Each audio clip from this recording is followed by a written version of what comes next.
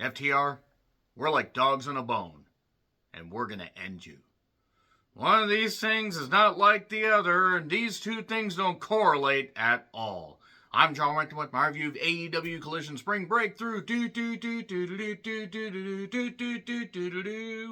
Why am I talking about this tape show? It's because I was there. This was taped a little bit after Dynamite went off the air, and I say a little bit after Dynamite went off the air because I'm going to offer a few tidbits as somebody that was in the live crowd, really close to the in-ring action. One, it was really neat that Tony Khan came out to try and keep the crowd invested, and okay, that was cool. I do have to also say that Arcadiara, my word. One, she's a very good ring announcer. Two, absolute smoke show. My word, what a beauty.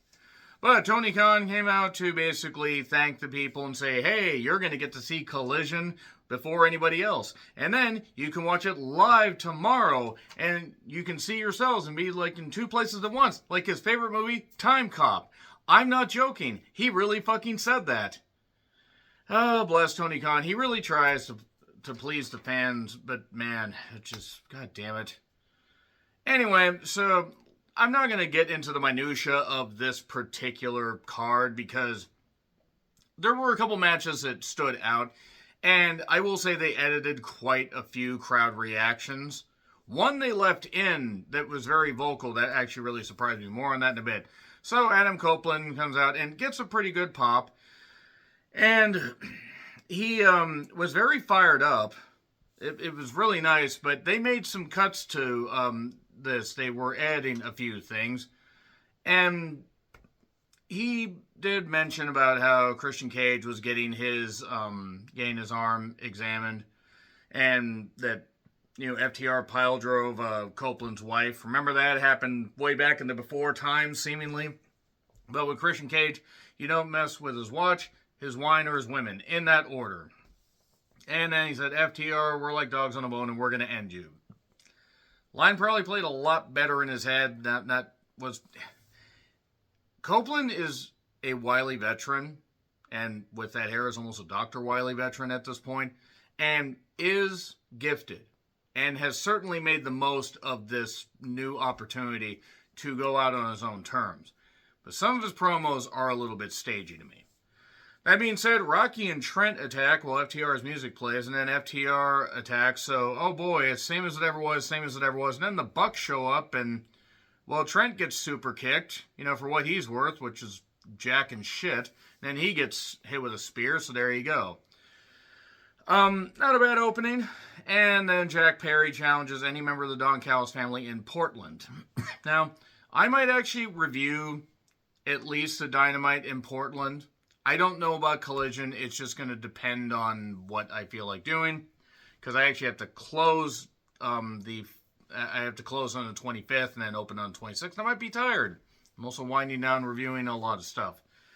So the Bucks took on Zachary Wentz and Myron Reed of the Rascals with Desmond Xavier, who had a match on Dynamite.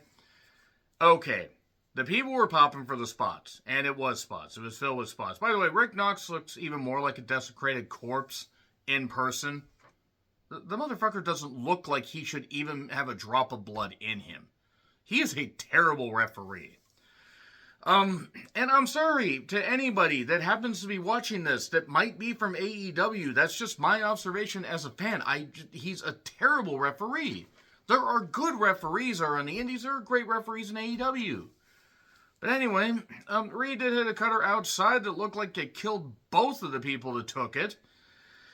And the Meltzer driver, they used to be Tony Khan driver, but now that they're faces by default, Meltzer driver 1, 2, 3. It was not a bad match for people that like that shit. It just was the same stuff to me.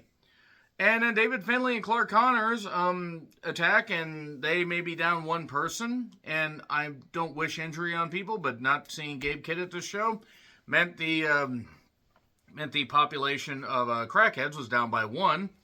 And Clark Connors, by the way, did simulate screwing one of the participants in this match because they're going to screw over the other teams. They cut that, by the way, because he actually did that. Tekla's literally backstage, pal. So, Orange Cassidy, Kyle O'Reilly, and Roderick Strong took on Lethal Twist. Jay Lethal, Blake Christian, and who the fuck's the other? Lee Johnson. I'm sorry. No offense against Lee Johnson. No offense against any of these people involved. I said my opinions on Orange Cassidy. People were popping for this. It was an AEW Trios Eliminator match, I believe. It worked for the room. It really did work for the room, and people were popping for Orange Cassidy stuff and popping for a lot. Nobody bothered to do any tags. I don't remember what referee it was. They just decided to not have the referees enforce anything, which was unfortunate because, again, they do have very good referees there, besides Rick Knox. And the ankle lock tapped out Lee. It was not a bad match for the people that like that thing. I wasn't necessarily into it because I've never been into Orange Cassidy's stuff. And it was what it was. Lethal Twist is a very stupid name, by the way, but you gotta find people something to do if they're under contract and you don't have anything good creatively for them. So then Hook is talking to Shibata, who is apparently behind the camera, or maybe he got the camera implanted along with his new brain. Thanks, Meltzer. And Anthony Bowens wants in the ops, and next week Hook will tell him, you know what, if it gives Bowens something to do, why not at this point? I've never really been into the ops stuff. Samoa Joe, I know he had a non-contact injury or whatever the fuck that was. Might be time for him to consider hanging it up here in a little bit, but they're doing the ops stuff. At least Bowens is on TV, however briefly. Chris Statlander, my word, as Tony Storm said, what a woman, and good grief in person, what a gorgeous woman she is. And she commands the room and just looks great. One of my best friends, Roxy, was going nuts for her. And sorry, Roxy, if you're watching this, I don't blame you. I do not blame you one bit. Sheeta, it looks like she's more motivated now since coming back. And they took on Big Ann and Danica Della Rouge, who I saw at a few Defy shows, chatted with briefly, very briefly.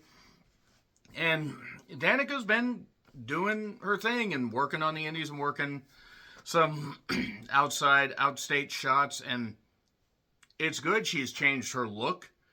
She's not just somebody with, and she had like a decent look for like a face, but she had like a wing thing and like pink hair. And now she's got a bit more of a gimmick to her. I very much doubt she will be watching this. If somehow she is, I mean, I wish you nothing but the best, but it was basically a squash. Danica got hit, Big Ann took a lot of hits. And we got the, I believe this is the Thursday Night Fever 1, 2, 3. So not a bad match at all. And then we get the AEW Continental Championship Eliminator match. It's Jon Moxley making his long-ass entrance. Good grief, he made a long-ass entrance. And then Nick Wayne shows up, along with Mother Wayne, a.k.a. Shayna Wayne. And I say this with the utmost respect to Nick, because I love Nick. Great kid. I wish him nothing but the utmost success. Seeing where he started, basically get to see like the beginning of his in-ring career and how he has grown and how he has continued to improve. And Shayna, got to chat with her at a couple indie shows. She was always there cheering on Nick, and some of the family was there too. I believe Nick's sister, if I recall correctly. But Shayna Wayne is even more of a goddess in person. She was getting big pops just for showing up. Just showing up on stage. Now, she couldn't stay at ringside. Continental Championship rules. My word, what a statuesque beauty. And what a sweet, down-to-earth person, in all seriousness. And it works for Nick. And Nick tried to be a heel. The idea is Nick should be a heel because he's been working heel. We weren't going to let him be a fucking heel here. Nick fucking Wayne. A lot of big, cheers for him and big pops, because literally 3 blocks up north, like literally, you could walk on your hands and get to the VFW hall where Nick and many others were able to cut their teeth without a cause at the time. And now it's gone through a few, defunct and permutations, but shout out to Max for giving Nick the opportunity. Nick taking that opportunity, running with it, and having always the attitude that he wants to learn. The match was what it was. I'm still not a fan of Moxley's work. I've been kind of off the Moxley train for a few years, especially since Wrestle Dream 2024, but even a bit before that. The whole Death Riders thing is terrible. But Nick kept coming back, hit a nice moonsault outside that busted Moxley open. He would have found a way to bust himself open before the match ended had that not happened. But a Death Rider did win it. Nick looked good, did not look weak in defeat. And Mox, I think it was about 15 to 16 minutes, and that was nice. And then during the break, Shayna came out. Now, we got to see it, but didn't show it on TV. Shayna came out, took into the back, and everybody's just cheering like crazy. Men, women, whatever you identify as, were cheering for the beauty and the great woman that Shayna Wayne is. And great on Nick. And Nick was clearly over the moon about this. I hope that he understands how much the people of Everett and surrounding areas appreciate how much good he has done for Washington State. So there you go. Pac then took on Lio Rush, who apparently is doing a combination of Boogeyman and Gollum, and I don't get it. I don't think I want to get it, but whatever. At one point, he was chatting with the camera for about 8 years, and people were like oohing and awing at the gimmick. I don't know why he's done this. It's gotten people talking. I mean, the invasion of David Koresh's compound also got people talking. I don't know if that's necessarily a great thing. The Heaven's Gate stuff got people talking, and this likely might have the same result. I don't know how those things correlate either. He tried to attack Garcia for what Garcia's worth, which is jack and shit. There's Eat His Face chants, so that's new. I'll say that much. And the Lariat and the Brutalizer won it. Went longer than it needed to, probably, but whatever. It was what it was. Bandito pre-tape in a western town, whatever. Brody King, Mystico, and Mascara Dorada took on Ricky Gibson, who's the only one of this trio that I knew. Ricky Gibson was the one that appeared when Owens and Orton were building up their feud, and they were in, I believe, Seattle, and they brought out somebody that was, Ricky, and there he was. And Ricky Gibson's a really good journeyman talent, part of Midnight Heat. With Eddie F. and Pearl, I actually don't know if they're still together as a team. I think they are. Ricky's a good standout, though. Good talent. And they left the Fuck Ice chants in, which surprised me quite a bit. That was good. By the way, fuck Ice, fuck Trump, and if you believe either of those things, fuck you too. Gonzo Bomb pinned Ricky. Nothing really to say about this. We did not chant along with Mystico's theme because I think maybe 10% of the crowd was Spanish. And I took 1 year of Spanish and knew more going into the class than I did coming out of it. So, Mina Shirakawa confronts Shida, knowing what she said about Harley. And we're going to get that match next week. Why couldn't I get that match? I would have been totally fine watching Shida and Mina Shirakawa in person. And how dare you think that that's true, because I wouldn't have been. So, Tekla's entrance is very cool to see in person. And she commanded the crowd here. Now, Alex Windsor got good reactions, but as the AEW Women's Championship match, go out of your way to see this. I can't really do justice on how hard these women work, but Tekla's very impressive. Thekla, however the hell you say it. Everybody has their different pronunciation. But, man, she very on fire here, and good grief, what a woman. I mean, what a woman. Tekla had a set of brass knucks that she had hidden in the turnbuckle pad, and it ended up being a punch and then the stomp 1, 2, 3. But before that, pretty well worked and everything. There was no way the title was going to change. Had Tekla held it for 6, maybe 8 months, okay, you could see it. But she's in the first couple months of her run. And she's probably going to hold it till at least Wembley. I hope she holds it till at least Wembley because and after she loses it, whenever that is, she needs to go right for the TBS championship. You need to keep gold on her. Have it where she doesn't go without gold for long. And she, can maybe has a year between the AEW women's title and the TBS title, where there's maybe a month of a break. And then she just has another run with the title. It would make more. It'd make a lot more sense if they just did that because she really is one of the best signings that Tony Khan has done in quite a while, especially for the women's division. So after that, that was it. We had to get out of there really quickly, though, because I think they ran long and they had to get the production trucks loaded up and everything. Fun fact, when I actually had an oil change earlier today, I walked up to a Safeway, which I don't know if you have Safeways in your area. I think Cars is another thing that they have with 2 R's.